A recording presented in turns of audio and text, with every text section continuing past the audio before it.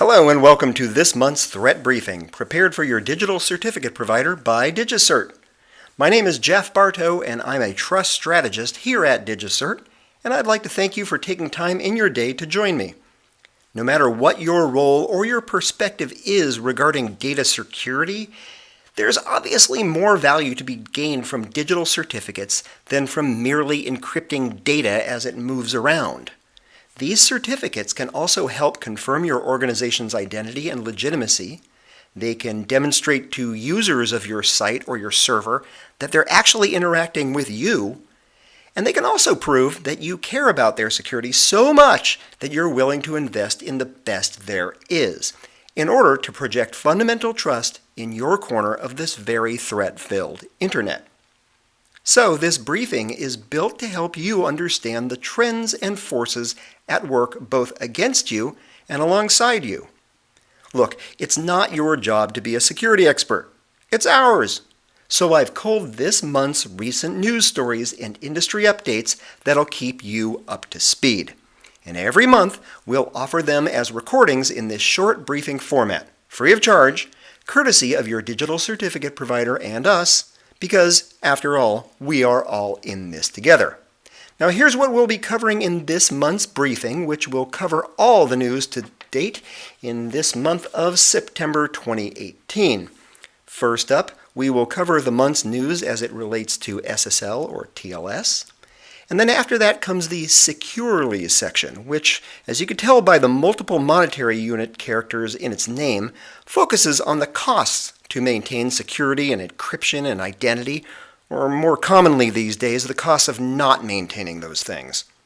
And then we'll wrap up with news that doesn't fit either of these two categories, but is of interest to us or your provider, and probably you too. So we've named that section by leveraging an industry term, which we call hash. So let's begin. First up, I'll be honest here, this article has nothing to do with TLS usage. But there's a huge lesson here on something that most people, and frankly entire organizations like Let's Encrypt, commonly overlook about SSL and TLS certificates, and I'll reveal that at the end of this news item. Researchers from Flashpoint have discovered a website spoofing the official Jaxx cryptocurrency wallet website, which distributed several strains of malware designed to empty victims' wallets. Now, the Jaxx wallet was first released in 2015 and has been downloaded more than 1.2 million times on desktop and mobile, supporting more than a dozen cryptocurrencies, including Bitcoin and Ethereum. But the fake Jaxx website looked utterly identical to the legitimate site, except that several download links were modified to redirect visitors to a server controlled by the attackers, which of course holds the malware. Flashpoint said that the campaign is reliant on social engineering and not any bugs in the Jaxx website or app. Quote, "It's unclear how the attackers were luring victims to the spoofed Jaxx site, whether they were relying on poisoned search engine results, phishing via email or chat applications, or other means to infect victims," unquote. And that's according to the researchers. Users visiting the fake site and clicking on the download links using a mobile device were redirected to the legitimate website. However, visitors that were using Windows or Mac computers were infected with the malware. The fraudulent website, of course, has now been removed, so why are we covering this in the SSL and TLS section? We haven't mentioned that at all. It's because this speaks to the second function of TLS and SSL, and that's the function of validation. Because it's equally valuable to the whole thing that people associate with SSL and TLS, which is encryption. The two functions are equally valuable, but it's the validation function that only certain SSL and TLS certificates provide. And the visual trust indicators, which reinforce them, of course, thereby confirming that a site you visit really actually is the site that you think it is, and that it's run by the authentic, legitimate organization you expect to be behind it. You won't find that function available in the free and commodity certificates available today, which, by the way, fake, spoofed, and phishing sites readily use. Now, beyond that reminder of how valuable validation actually is towards confirming your organizational and site identity, there's also a lesson here on being known by the company you keep. Now, of course, DigiCert excels at validation, and we would be delighted to help you rise above the chaff with our organization-validated and extended validation certificates, available from your digital certificate provider. Now, next up, the team behind the privacy-focused browser named Brave has filed an official complaint against Google and other online advertising platforms, and that's pretty brave, for what it believes is a widespread violation of GDPR rules. Now, you'll remember that GDPR is the General Data Protection Regulation of the European Union that went into effect a few months ago. Details of how these firms are alleged to have breached the GDPR are detailed in an extensive report filed by a Dr. Johnny Ryan, who's actually the Chief Policy Officer for the Brave browser. Now, the report describes how companies such as Google, who operate behavioral ads, have a process for advertisers to bid for placement of ads in real time. It's kind of like a live auction. The report describes the process as sharing a lot of personal information extensively with a wide range of organizations who are potential ad bidders. And that information includes what content or sites the end user is viewing, plus their IP addresses, among other items. Now, via this information, a user profile including gender and interests and political views could very easily be built. The report also highlights that there's little or no protection of the user's information once it's shared through the ad network. Further, the report claims that there is no check or other way to prevent reprocessing of the shared data for purposes other than what the intent is originally collected for, which in turn opens the data up for widespread abuse. Now, the Brave team that's behind the report argues that their findings show a, quote, systemic data breach, unquote, in the behavioral advertising business at large. And that's something which the authorities in the EU and the UK would likely investigate thoroughly. Now, should an investigation take place and find the companies who are actually in breach of the GDPR, substantial sanctions could be imposed.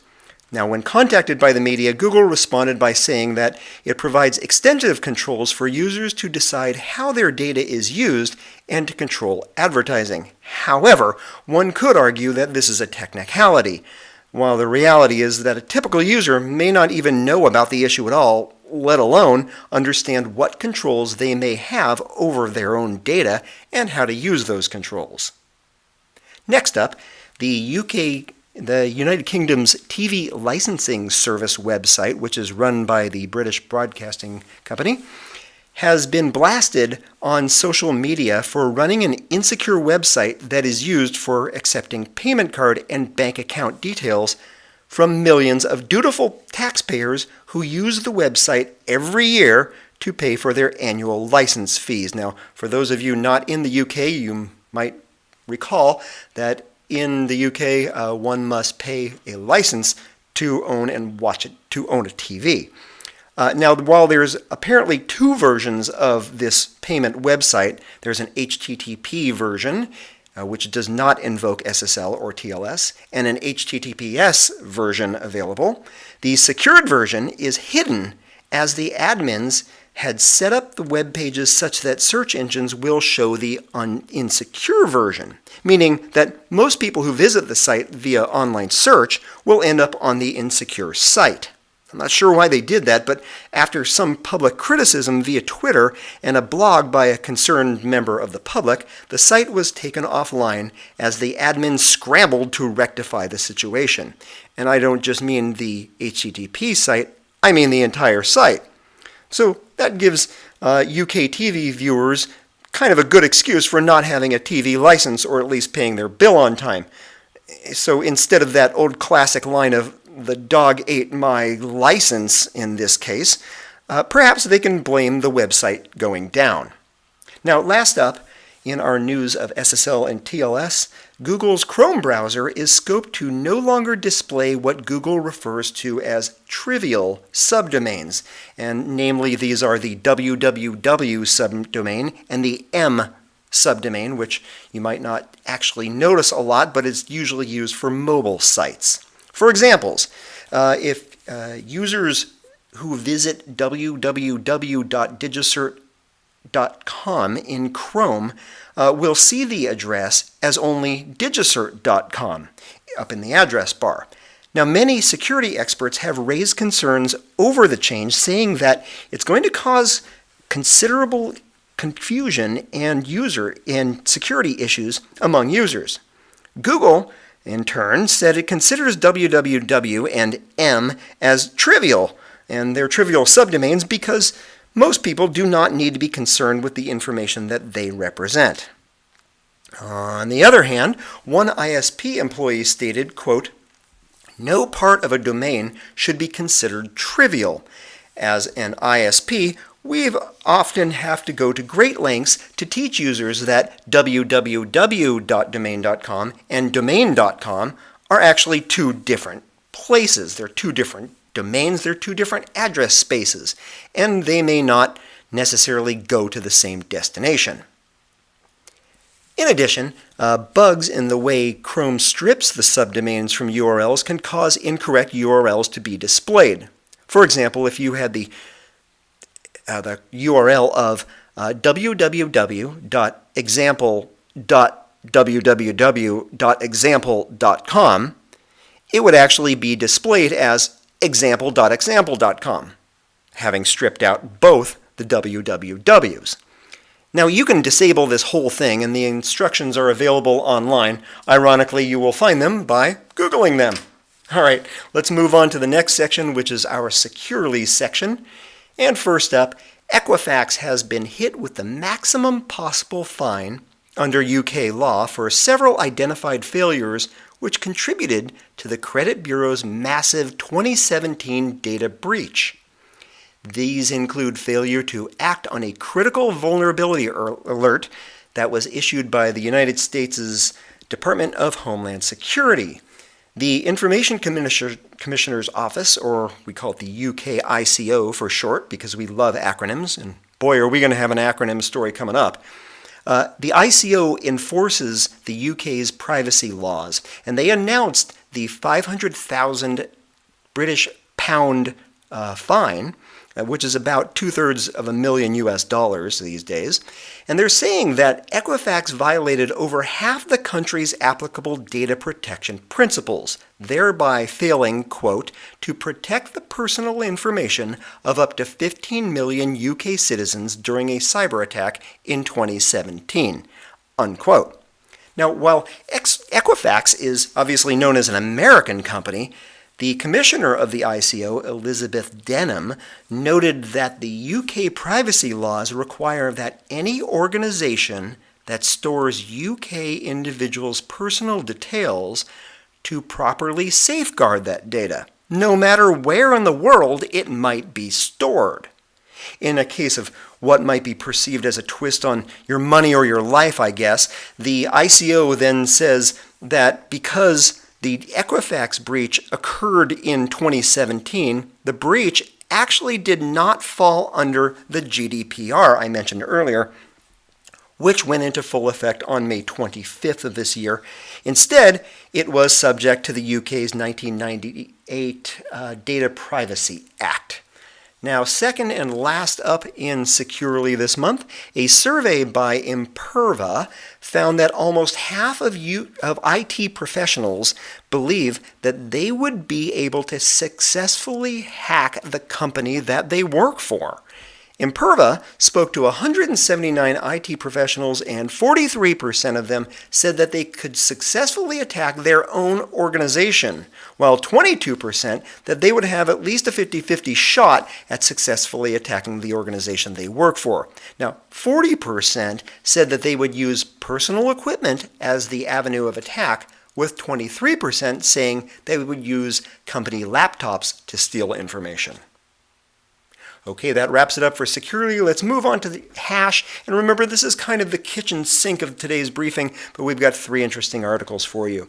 First up, most people don't realize that there is a multi-billion-dollar industry that collects healthcare information, strips off the basic personal identifiers like name and address and government identifier. Here in the US, that's your social security number or maybe your driver's license number, and then sells this information off to researchers and drug developers and marketers and others. Medical informatics companies, as they're called, there are some examples like IQVIA and IMS Health and Optum and Symphony Health, they reap the profits of selling the healthcare data. But the very individuals from whom it's collected usually don't have any idea or control or compensation from the whole process. Now, IBM and a startup named Humanity.co, that's HU-MANITY.co, have launched a blockchain-based app that lets patients eventually sell anonymized data to pharmaceutical companies, researchers, and others while retaining greater control over privacy, because after all, it's their own data. Now, these 2 companies are working on an electronic ledger that gives consumers the cryptographic key to grant to their personal data, even allowing patients or others to control the specific purpose for which it's used, while also allowing them to eventually profit from it. Called the Global Consent Ledger, this blockchain ledger will initially begin with healthcare data from U.S. residents and provide a digital data trail stored on the IBM blockchain platform. Then the user can access an Android app or an iOS version, which is under review by Apple, and the app will onboard them into the whole thing and set them up as a blockchain user with their private key and effectively a kind of title of ownership for their own data.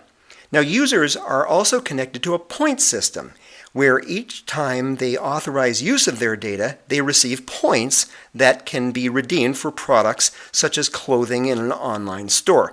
Now, the intention of this kind of gamification is to eventually reward users with money depending on the amount and the type of data being leased. Quote, "Our vision is to bring people and the enterprise together in a place where data can be respected as property," unquote, said Richie Etwaro, who's the CEO and the co-founder of Humanity.co.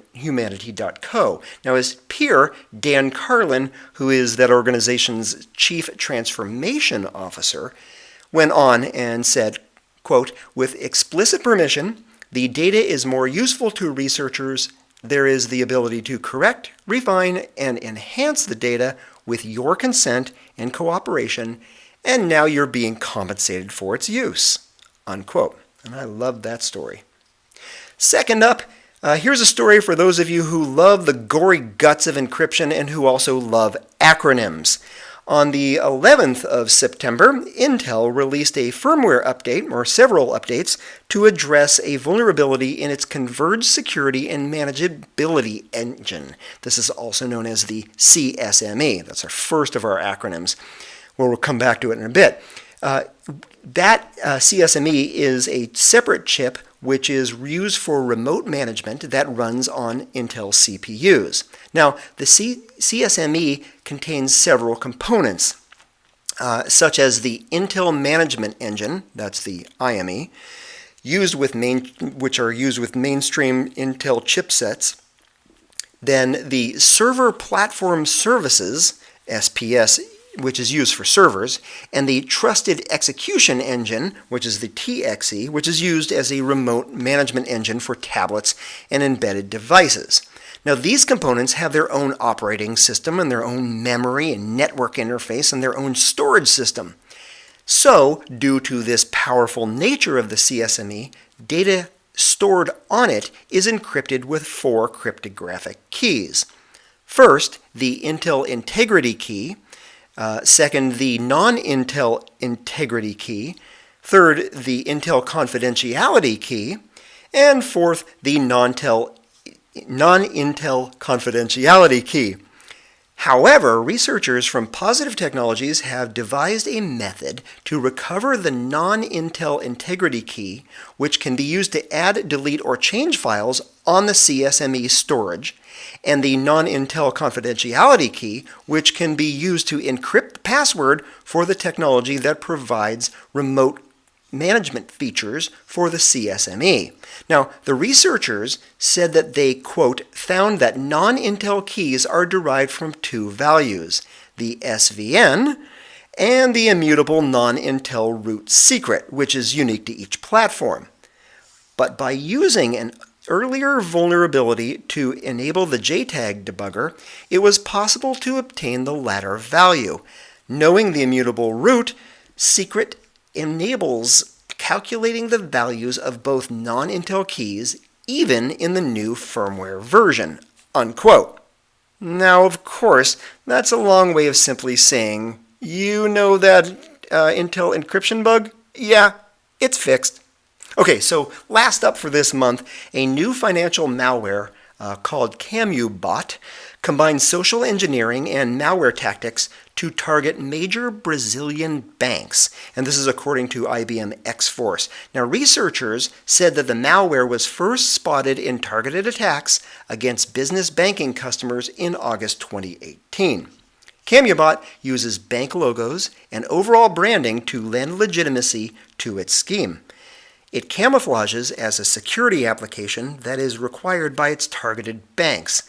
Now, posing as bank employees, operators behind CamuBot initiate phishing calls to victims and then instruct them to visit a certain URL to check whether their security module is up to date. Victims are tricked into installing a supposedly new security model, and at the end of the installation, the victim is asked to log in with valid credentials, which of course are then captured by the operator, who then ends the call if the credentials are confirmed to be valid. Researchers said that CamuBot is more sophisticated than the remote overlay type of malware, which is commonly used against users in Brazil. Its tactics, quote, resemble those used by Eastern European-made malware such as TrickBot and Dridex and CacBot, each of which focuses on business banking and blends social engineering with malware-assisted account and device takeover, unquote, and that's according to the researchers. Well, I hate to say that completes our content for this month's briefing, but look, this is not a one-way conversation. It's now your turn, where you can reach out to your provider to continue this conversation on how these and other related news can help you project fundamental trust on this very threat-filled internet. They are ready to continue the discussion with you because, frankly, the time to secure your environment and establish trust is right now. So with that, we encourage your outreach, and in the meantime, we want to thank you again for your time. Now, on behalf of your digital certificate provider, and equally on behalf of DigiCert, the leader in digital certificate solutions for encryption and identity, goodbye, good day, and stay safe online.